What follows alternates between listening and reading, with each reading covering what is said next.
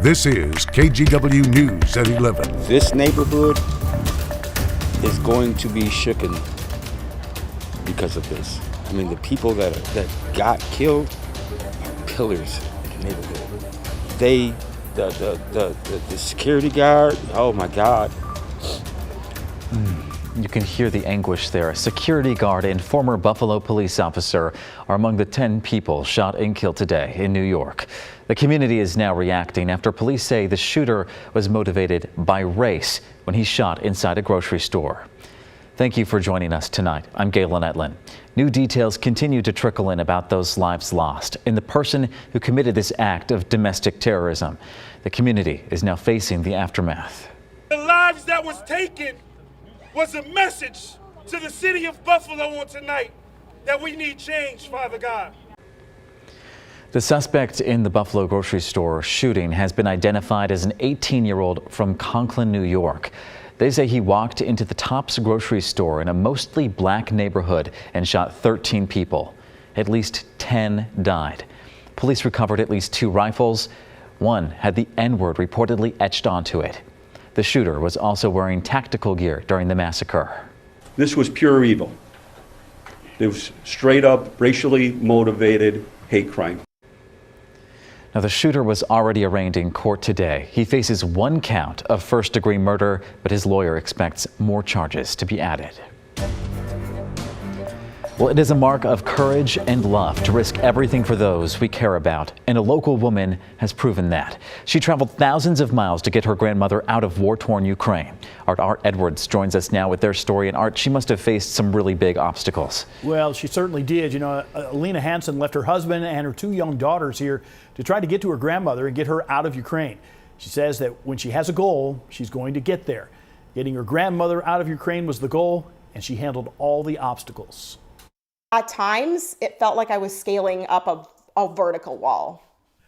But that wall was not insurmountable for Alina Hansen.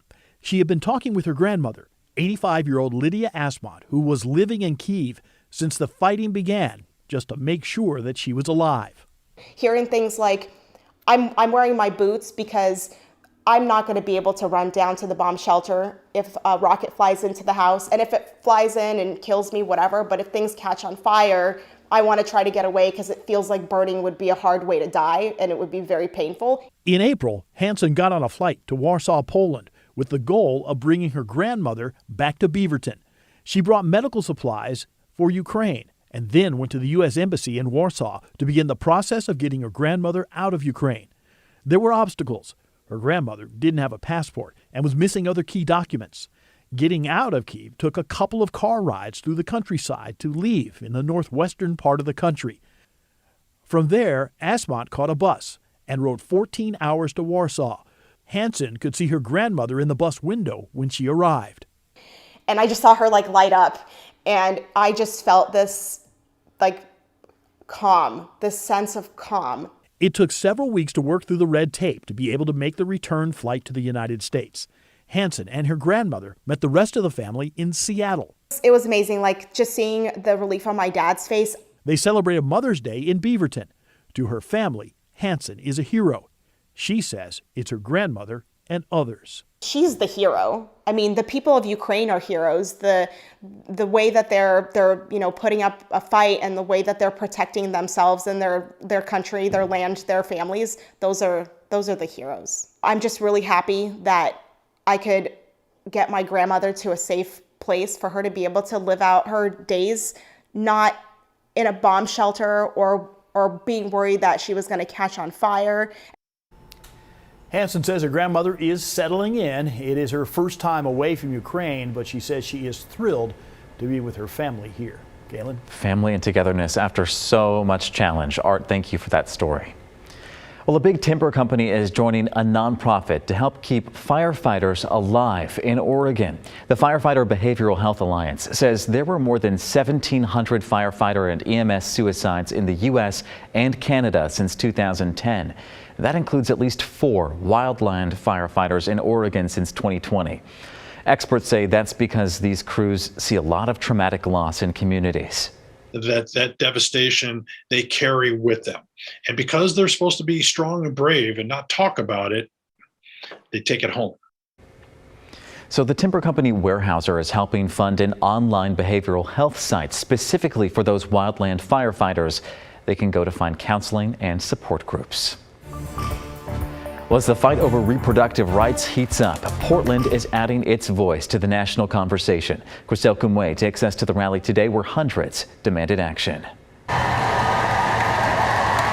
Hundreds of protesters took to the streets of downtown Portland Saturday afternoon to demand safe and legal access to abortion. It's bans on our bodies. The Chapman Square rally was part of the national Bans Off Our Bodies Day of Action organized by Planned Parenthood and other groups. Similar rallies took place in communities across the state and nation. We are saying no, don't touch our body. It's our decision, our choice, and we want to put a ban on anybody thinking that they have the say that they can do that. The rallies are a direct response to a leaked U.S. Supreme Court draft opinion suggesting the court may soon overturn Roe v. Wade, the landmark decision that legalized abortion. No matter what the Supreme Court does, this fight will continue. Healthcare and political leaders were also on hand Saturday for a news conference before the rally. Senator Jeff Merkley and Governor Kate Brown vowed to fight for abortion access. We have a constitution designed around the idea of liberty and freedom. And this court is determined to tear that down, and we're determined to say no way. It's incredibly important that Oregonians who believe in making sure that women and people have the right to this essential health care vote. And so it's like, get out your ballot and make sure you vote. Many demonstrators carrying signs and cheering agreed. Half of America will have their civil rights rolled back. I think every person has a chance to make a difference, and they can make a difference by voting. Absolutely. Do your research, make your decisions, check your resources, and look at your heart and your gut and see what it's telling you.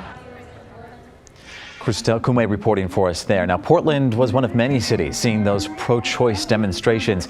This was the rally today in Eugene as dozens of people showed up in front of a federal courthouse there. After this event, there was another rally on the University of Oregon campus as well. Hundreds of others, too, gathered for a rally at Drake Park in Bend this afternoon to show solidarity for health care rights and bodily autonomy. Several speakers presented opposition to a potential ruling that would allow states to ban abortions.